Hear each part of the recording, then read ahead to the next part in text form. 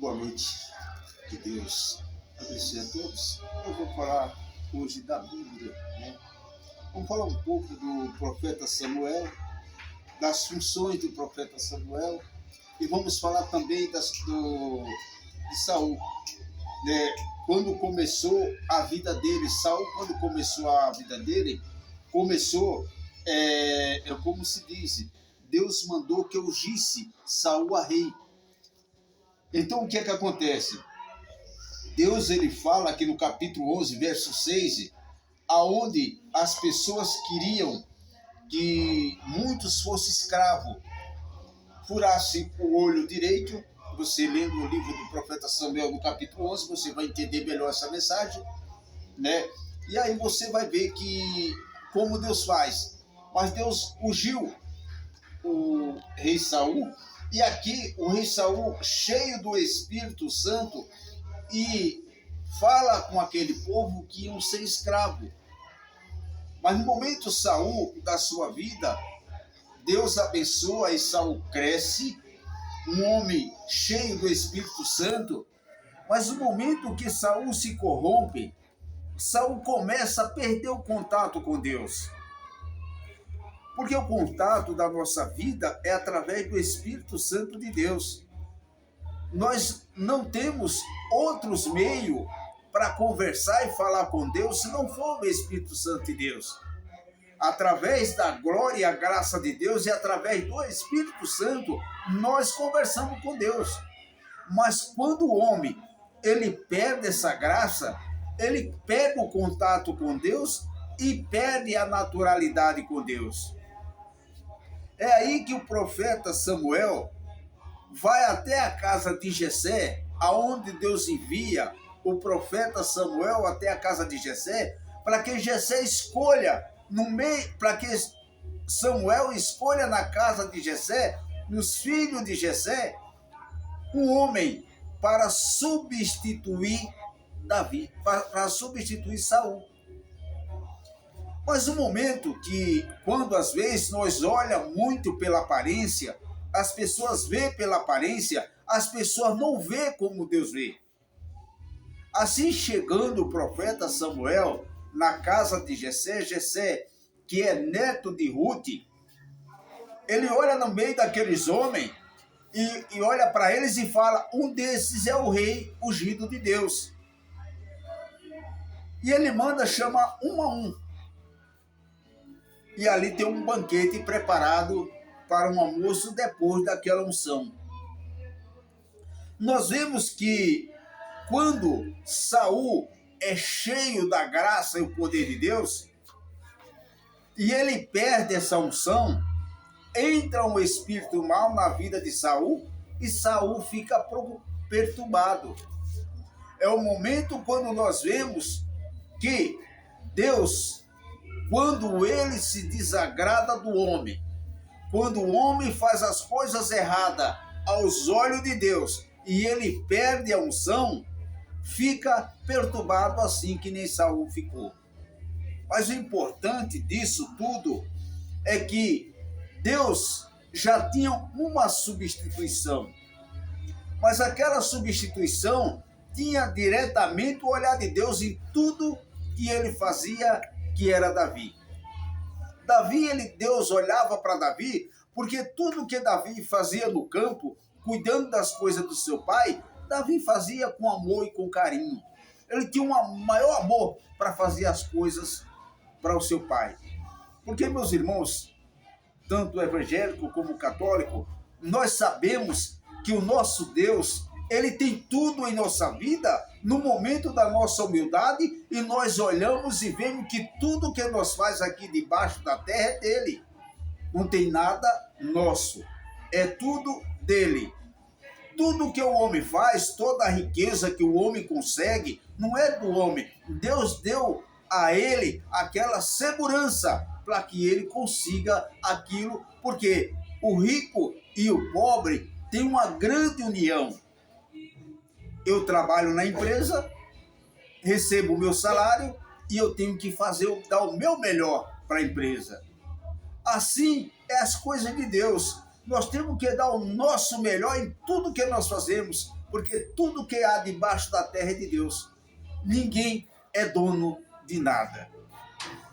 Quando o homem ele perde a unção, quando ele cai no fracasso, ele perde o contato diretamente com Deus. Qual é a unção?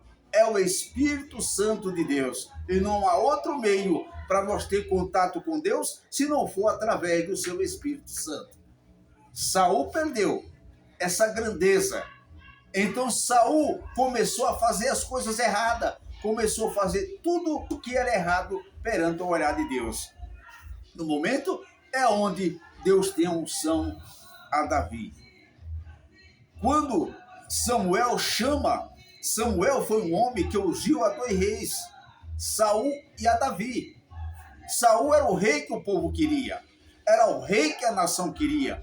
Mas Deus disse a Samuel: Samuel, diga ao povo que os filhos dele vão ser escravos. Diga ao povo que os filhos dele, que esse homem vai escravizar. É o que nós vemos no dia a dia das nossas vidas. Portanto, quando nós olhamos e vê essa unção, e nós vemos que Davi foi chamado no momento que todos os seus irmãos, os 6 que estavam ali, foi chamado. E Deus olhava para eles e não via ele pela formosura e nem via ele pelo que ele era. Deus olhava para Davi. Davi era o menor da família. A Bíblia nos conta que Davi tinha 15 anos de idade quando ele foi ungido a reis. Samuel, ele chama a Jessé e diz: olha, falta alguém, porque nenhum desse é o escolhido de Deus. Mesmo às vezes, os próprios pais, ele tem uma diminuição com os filhos. O próprio pai, ele faz aquela pequenez com os filhos.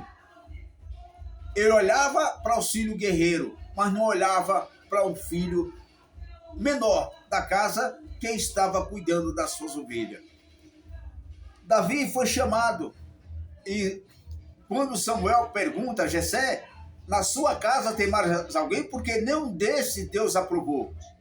Porque o importante não é nós ser aprovado pelo homem. A coisa mais importante da vida é nós ser aprovado por Deus. No momento que nós somos aprovados por Deus, a nossa vida muda e o nosso caminho espiritual é diferente. A nossa vida, Deus ele controla todos os nossos caminhos.